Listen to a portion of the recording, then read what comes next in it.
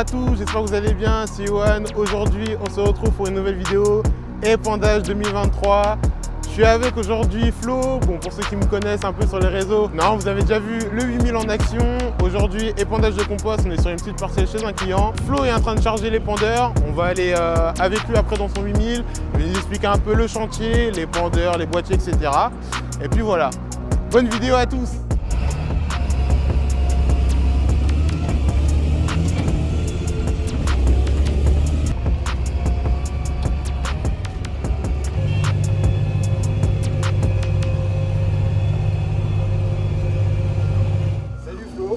Salut Yohan. J'espère que tu vas bien. Impeccable.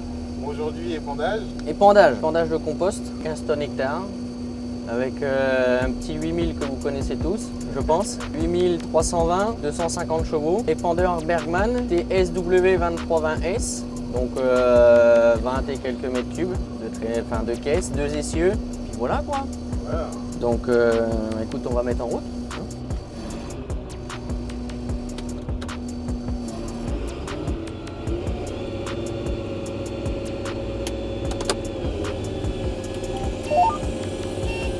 Parti. Donc GPS SF1, pas très grande précision de GPS, mais j'épand pas sur culture.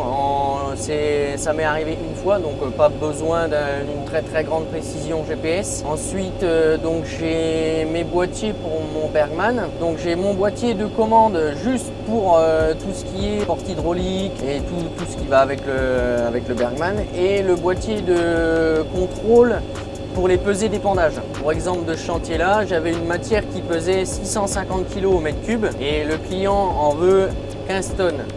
Donc je divise 15 000 par 650, ça me donne un nombre de mètres cubes à épandre. Donc par exemple aujourd'hui c'est 23 mètres cubes, donc je rentre les 23 mètres cubes et lui après vu que je suis en DPA, il va gérer donc l'avancement du tapis tout seul en fonction de ma vitesse d'avancement. Enfin lui, tu lui rentres une ouverture de porte dans un quadrillage, par exemple, tiens, tu peux prendre en vidéo si tu veux. Aujourd'hui, vu que je suis en grosse matière, ma porte elle est ouverte à fond, par exemple à 1,30 m. Donc j'ai rentré cette valeur ici dans le boîtier, et donc pour lui, il sait que quand j'épand, ma porte elle est ouverte à fond. Aujourd'hui, j'épand pas bien vite parce que c'est du produit qui prend de la place. Vu que ça prend un volume de dingue, faut le temps que les hérissons avalent avant de tomber sur les tablettes d'épandage. Donc là, je suis entre 10 et 12 à l'heure, mais hier, j'ai été chez un autre client où j'épandais du lisier de cochon séché. Et j'étais à 2 tonnes 7, 3 tonnes de nectar, je pouvais me permettre de rouler à 25 à l'heure. Ça dépend des densités de produits. En gros, il y a des matières qui vont s'épandre plus vite que d'autres et qui sont plus faciles à épandre que d'autres.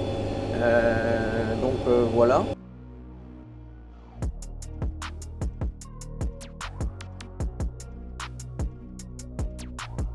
Épandeur très content, c'est une occasion qu'on a eue il y a 4 ans. Avant on faisait épandre, on en a discuté avec mon patron et il m'a dit pourquoi pas, et l'occasion s'est présentée d'avoir un épandeur d'une bonne marque. Enfin après comme dit il n'y a pas de bonne marque mais qui nous convient. Ben, on s'est lancé dans l'épandage il y a 4 ans quoi. Très bon matériel, et Bergman, pour ceux qui connaissent, ça vient de chez Ropa.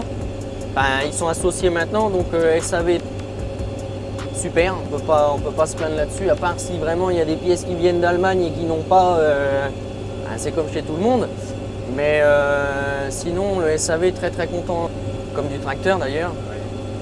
C'est pour les puristes, hein, les tracteurs comme ça, bah, indémodables. Ah oui, il faut pour l'épandeur à peu près. Ouais, comme je disais, j'en vois beaucoup avec des 6R, des 6 250R avec, enfin c'est des très bons tracteurs. L'avantage du 8000, c'est que j'ai pas besoin de masse, c'est un tracteur qui fait déjà 9 tonnes tout seul. Donc voilà quoi, ça peut être avantageux comme désavantageux. Ouais. Des fois des tracteurs trop lourds descendent beaucoup plus vite que des tracteurs moins lourds. Et ça peut sortir de... Enfin, après, il faut que chacun voit ce qu'il veut, mais moi, c'est vrai que nous, on a préféré mettre un tracteur assez lourd. On a quand même des grosses capacités, l'épandeur c'est quand même à 22 mètres cubes. Et quand par exemple on met des écumes, on peut vite avoir 25 tonnes dans l'épandeur.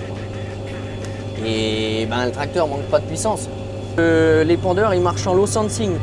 En fait il envoie les informations.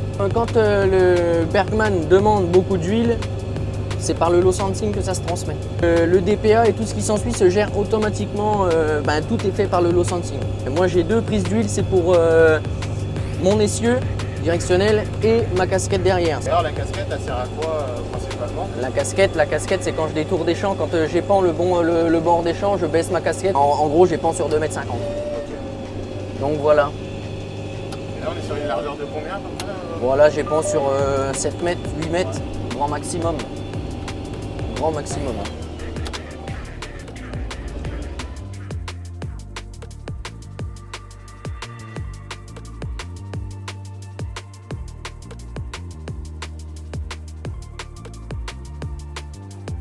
Merci à toi d'être venu, en tout cas, ça fait vraiment plaisir.